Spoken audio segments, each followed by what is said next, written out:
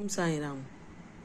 आज का साईं वचन बाबा कहते हैं, जब तुम भक्ति में आगे बढ़ने लगते हो, भक्ति पथ पर विकास करने लगते हो, तो तुम प्रभु के उतने करीब होते जाते हो। जब तुम सब बातों को छोड़कर अपना अधिकांश समय नाम चिंतन में व्यतीत करते हो, नाम जाप करते हो, तो कोई उलझन, कोई दुविधा तुम्हें अपने में उलझा नहीं सकती। तुम सर्वत्र उसी शांति को अपने जीवन में महसूस करोगे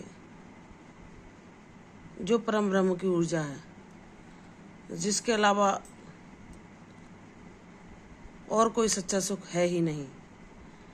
हम अगर भौतिक आकर्षणों के पीछे भागते हैं तो कोई भी वस्तु हो या कोई किसी वस्तु से मिलने वाला सुख, वह हमें लंबे समय तक प्रसन्न नहीं रख सकता, ना ही शांति दे सकता, क्योंकि हम जिस ईश्वरी ऊर्जा के अंश हैं उसी के सानिध्य में हमको परम शांति मिलती है। भौतिक वस्तुओं का आकर्षण तो छल मात्र है। जब हम इस संसार में आते हैं तो हमें भौतिकता में तो जीना पड़ता है, लेकिन उसे उसी सीमा तक अपनाना चाहिए जितना आवश्यक है। उनके पीछे भागना नहीं चाहिए। ईश्वर जो हमें दें, जितना दें, उसको ही अपने लिए उपयुक्त मानकर हमें उसमें संतुष्ट रहना चाहिए।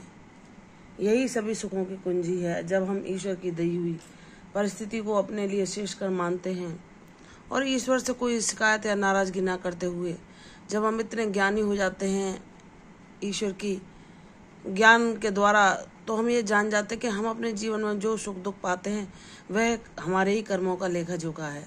अगर हमने पिछले जन्म में किसी व्यक्ति के साथ कुछ किया है और इस जन्म में वह हमसे किसी न किसी तरह जुड़ गया, तो वह हमें वही लौटा रहा है जो हमने पिछला दिया है। अगर हम इस जन्म में उसके साथ अच्छा कर रहे हैं, उस सब के बावजूद भी उन सब सेवाओं को भी ना देखते हुए, हमारे अच्छे भावनाओं को ना देखते हुए, हमारे प्रयासों को ना देखते हुए भी हर पल अगर वह हमें दुख देना चाह रहा है और हमारी कमियों को खोज रहा है, तो जान लो कि वह तुम्हारा पिछला कर्म है जो तुमने उसे कभी किसी जन्म में दिया था, तो वह तुम्हें लौटा रहा है। इसलिए जब हमें बाबा यह ज्ञान करा देते हैं तो हमें किसी से कोई शिकायत या नाराजगी नहीं बचती। हम जान जाते कि हम अपने जीवन में जो पाते हैं वह सब हमारा ही पिछला कर्म होता है। हम ऋणानुबंधों के कारण ही मिलते हैं। अगर हमारा किसी से लेना देना है तो वही हमारे सगे संबंधियों के रूप में प्रकट होते हैं और उनसे ही हम अपना वह ऋण चुकाते हैं और मुक्त होते हैं। लेकिन जो ईश्वर जिसको अपनी ओर आकर्षित कर लें, वह सब कर्तव्यों को निभाता हुआ भी इन ऋण बंधनों से मुक्त होता चला जाता है और ईश्वर के सामीप्य को पाता है, ईश्वर की ऊर्जा को अपने जीवन में हर पल अनुभव कर पाता है। यही सच्चा सुख है। यही मानव जीवन लेकर इसे जान पाना ही परम सौभाग्य है, जो ईश्वर की कृपा के बिना संभव नहीं। तो वह लोग जिन्हें बाबा ने अपनी भक्ति दी है वह तो परम सौभाग्यशाली हैं। ईश्वर अगर किसी रूप में भी तुम्हें अपने आप से जोड़ते हैं, अपनी ओर आकर्षित करते हैं और तुम्हें उनका सानिध्य बहुत अच्छा लगता है और तुम जब दुखों और संघर्षों से हार जाते हो और उस प्रभु के शरण में जाकर उनकी शरणागति मांगते हो, तो वह तुम्हारे लिए वह देते हैं जो तुम्हारे लिए तुम्हारे जीवन को शांति और प्रसन्नता से सदैव के लिए भर देता है। इस दुनिया में ईश्वर के अतिरिक्त ना ही कोई हमारा सच्चा मित्र होता है, ना ही सखा, ना ही कोई हमारा हितैषी। वही हैं हमारे शुभचिंतक जो हमें सतमार्ग दिखाते हैं। भले ही प्राणी अज्ञान के कारण यह जान ना पाए कि मैं जो कर्म कर रहा हूँ इनका क्या फल होगा, लेकिन जब हम ईश्वर के सानिध्य में आते हैं, उनकी भक्ति हमें मिलती है, तो हम ये जान पाते हैं कि हम जो भी कर्म कर रहे हैं इनका फल हमें अवश्य भुगतना पड़ेगा। यही हमारे आगे सुखों दुखों के रूप में हमारे जीवन में आएंगे, चाहे वे अच्छे कर्म हों या बुरे।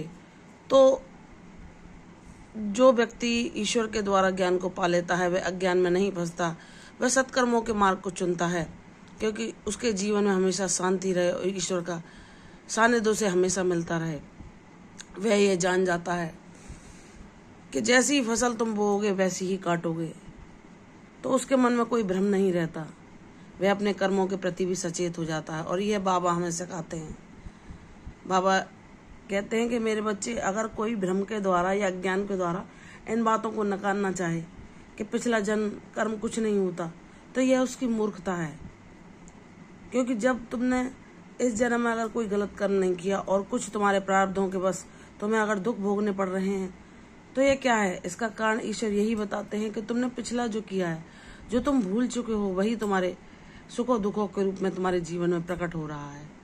लेकिन ये ईश्वर की कृपा के बिना जान पाना संभव ही नहीं, ना ही कोई इसे जान पाता है, ना कोई अनुभव कर पाता है।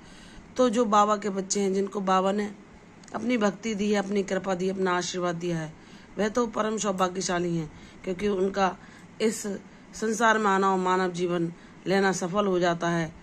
प्रभु उसे उद्देश्यपूर्ण जीवन देकर उसके जीवन नैया को हमेशा पार लगाते हैं और उसे अपना साथ हमेशा हमेशा के लिए प्रदान करते हैं।